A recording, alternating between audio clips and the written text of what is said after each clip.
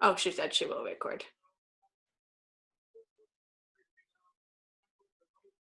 LOL, it is recording. Oh my god, I'm sorry, guys. I'm an idiot. Thanks, Bree. Hi, everybody. Welcome to our last call for this coach training group. Uh, I can't believe we're in our last week. It seems to go so fast. Anyway, so today we're talking about the power of your why and how Um, I think Carrie might hop on too. She's got some kid mood issues too, and I think Bree's dealing with her little kiddos as well. So hopefully we won't be too long tonight. Anyway, so we're going to talk about the power of your why and how it creates consistency. And I know we get that a lot in a lot of the team calls, and we always say, talk about your why, figure out your why, all of that. But I wanted to come at you with a little bit of a different perspective because I think that one has been a really hard one for me personally. And so I wanted to get you kind of a background of where that started for me. So initially, when I first started, it was kind of that like, well, I like it and I just want to do it. And I have like a big um, FOMO, like fear of missing out. So it was kind of one of those things where I didn't want to do it at first. And then once I kind of got my toes wet, then I was like, well, I can't miss out. I have to be doing what everybody else is doing. And so that was kind of how I got started, just because that's just the type of person I am. So when we started talking about trying to figure out the why and digging around behind that, I had a really difficult time finding it and figuring out more than just because I liked it or because I just wanted to do what everybody else was doing. What was the big reason for me? And so, we always have to dig deeper and deeper and figure out what it is that's going to push us to do the things that create consistency in our business. So, I've done okay, but I'm going to be honest, I don't have a big income going yet from the things I've been doing. I've been coaching now I officially started coaching in December of 2015. I became a coach earlier that August and kind of was just dabbling around and getting, friends, and my mom wanted to join and my best friend, like basically. So really it's been a year of me trying to figure out my why and what's going to push me to do things that I need to do. So I've um, hit Success Club 5 at least.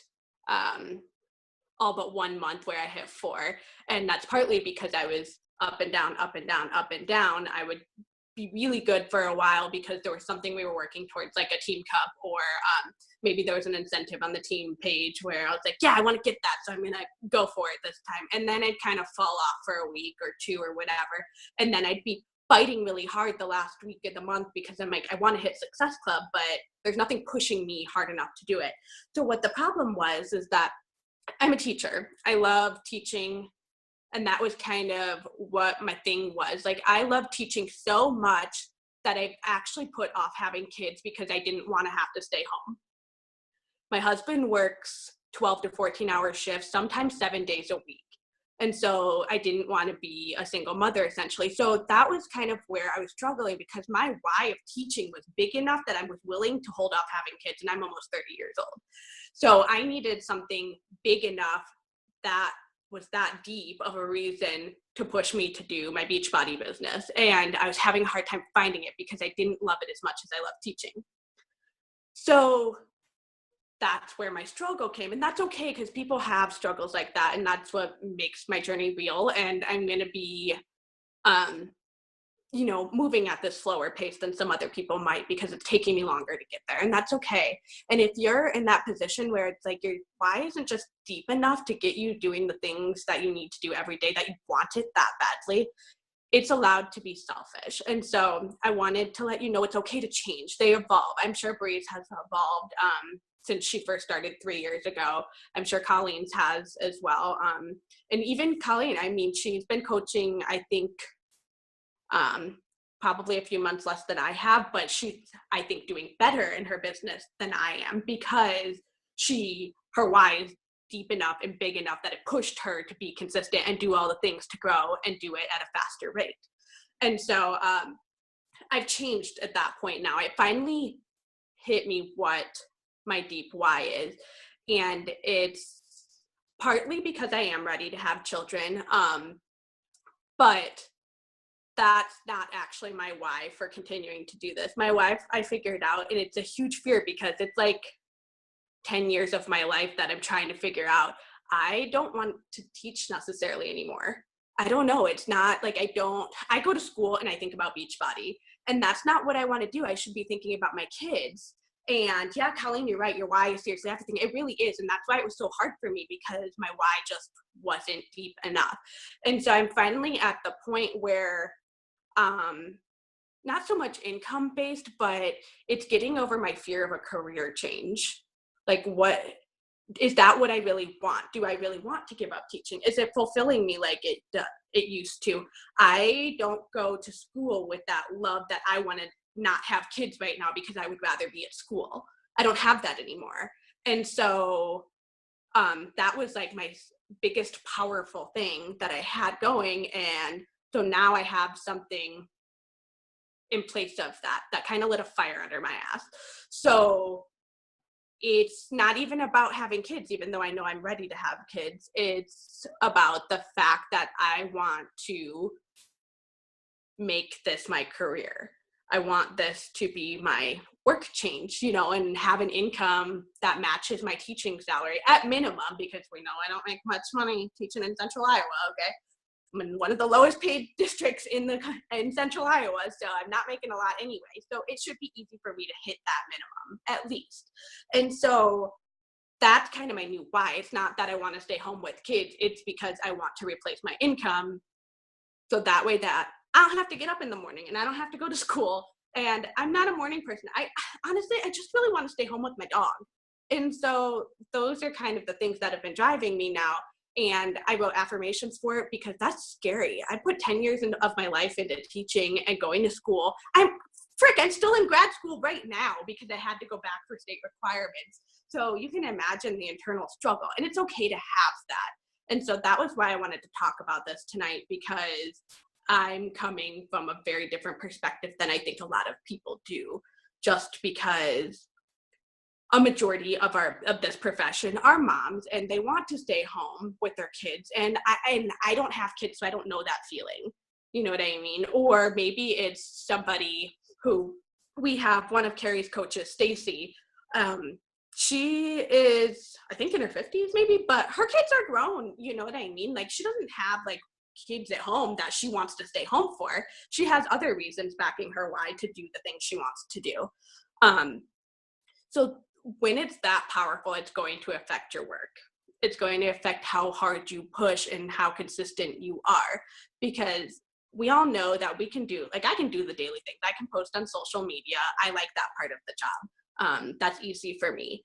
I can run the free groups. I can do that. I can run my challenge groups. I can do that. The hard part is doing the nitty gritty and writing. We all know that. And so my why wasn't strong enough to push me to do that consistently every day at the rate that I needed to do it. And along with that too, you have to be okay with the fear of failure. And that was part of it too. I just didn't want to fail either. So it was like, it's kind of all intertwined, that why and that fear of failure. And can I really make this a job that's worth anything? Should I put all my eggs in one basket? And that's where I've been struggling. And haven't been able to create that consistency. And one of the cool things about this job is, it is primarily female-based, which is interesting because I'm coming from a teaching profession, which is also primarily female-based. But the difference I think that I'm finding is I am that team-oriented community person. So I'm going to do into my teaching jargon a little bit. So there's something called the Maslow's hierarchy of needs. And basically one of the most basic needs is a sense of belonging. And so if you don't have that sense of belonging and part of that team and like feeling like you belong there, you're not going to put the effort in. And so same thing, why people go to jobs they hate every day, do the bare minimum. They don't have that sense of belonging. They don't have that drive, that why, that they want to be there. And unfortunately, that's how a lot of Americans live nowadays, is because we're just trying to get by. So that's what makes this so cool. Our job is very emotional. We have a why because that pushes us to do the things to make our business grow. And that's emotional based. That's not, most people don't have an income drive to it, because that's not going to be enough to push you. So if you say, I want to bring my husband home, well, if you're not even getting into the point where, or from his job, if you're not getting to the point of, why do you really want it? Why it needs to be selfish. It needs to be about you to start that. And, you know, that's where I didn't start. It wasn't really about me. It was just, I mean, kind of like, I like it, so I guess that's about me. But really, it was like, I mean, I like helping people. I have fun doing it. But the biggest thing for me that I figured out is, selfishly, like, I'm ready to do something that makes me feel good. I like being part of a team. I like having that sense of belonging. And you know what?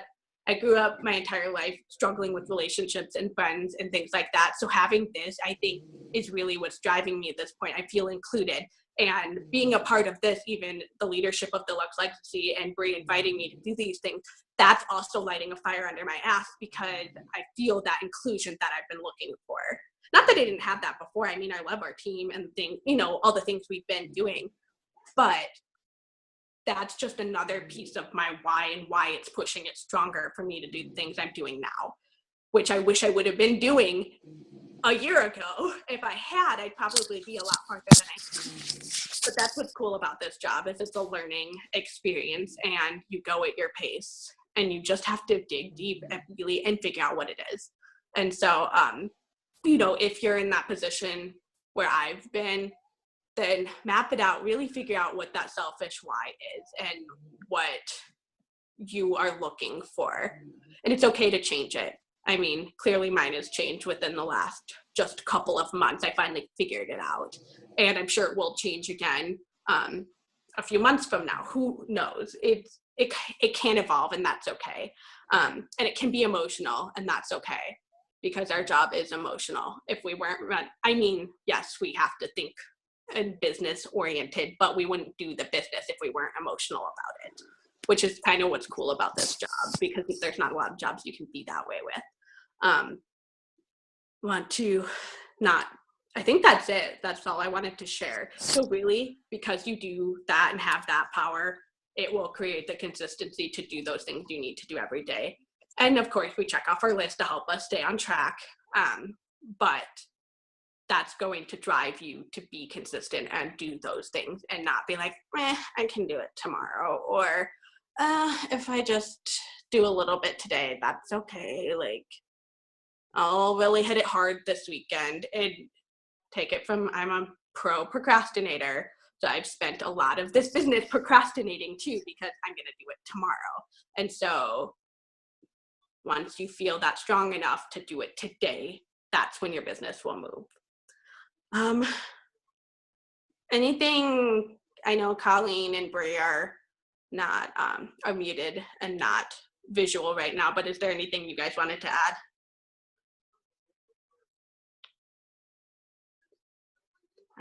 Okay, I'm gonna take that as a no. Is there anything that you guys want to talk about or share or have questions about? I'd be happy to answer. Or if you want to share your why, if you think you know, you're welcome to. I won't tell you have to. But oh, Colleen's little guy is sleeping. Okay, that's okay. Otherwise, that was a really quick call. I would say that's a record. Angela in 15 minutes. Wow. Unless anybody else has anything to share, they want to talk about anything, even if it's not related to this topic, I'm happy to answer questions the best I can. Otherwise, I can let you all go, and this will be like record team call. And Carol, I think you got on late, so you'll just you missed it because it's like 15 minutes. So Brie is recording, so we'll post that for you so you can hear all the good stuff of my yammering, because I talk and I talk and then I repeat myself. So that's why I'm glad I did good to stick to my notes today, guys. So otherwise, anybody post in the comments, let me check it really quick. Otherwise, I can let you guys go. And that'll be it. Let's see. Yep.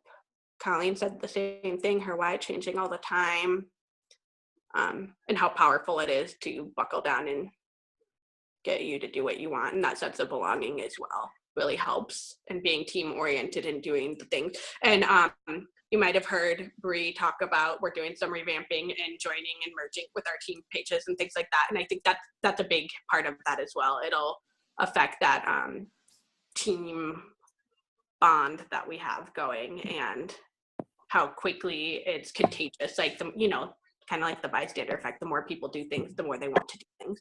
So that's really awesome. Otherwise, we're done. Carrie, seriously, I did record time, 15 minutes. We're like done. Which she's laughing. So I think that's awesome. Bree, is there anything you want to share before we get off? No, I just wanted to say hi before you did. It was great. Thank you so much for sharing. I was taking notes. Hopefully you all did too. I think you nailed it.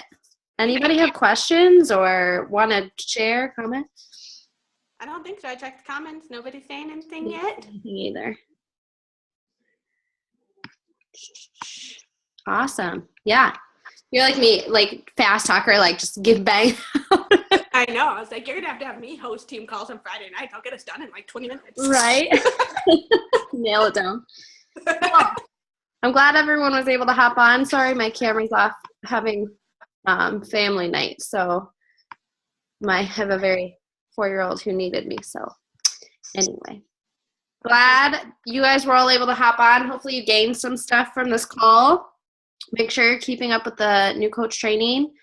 It's not just there for us. It's, I say this every week, but it's there for you guys. Like us leaders, we have those basics down and we have these things down, and we're coming together to help you guys get those down and nailed into your head that, we're a team here to help you and support you, but we can only give if you're willing to receive and take the things and utilize them and put them into practice and, grow your business and do these things. So yeah, cool. All right. So going into a new week, hopefully you guys follow along with Angela, do your check-ins at night. Other than that, we'll see you back in the team page and in the coach training. I'll post the recording up in the file. Okay. Good night, ladies. Bye, guys.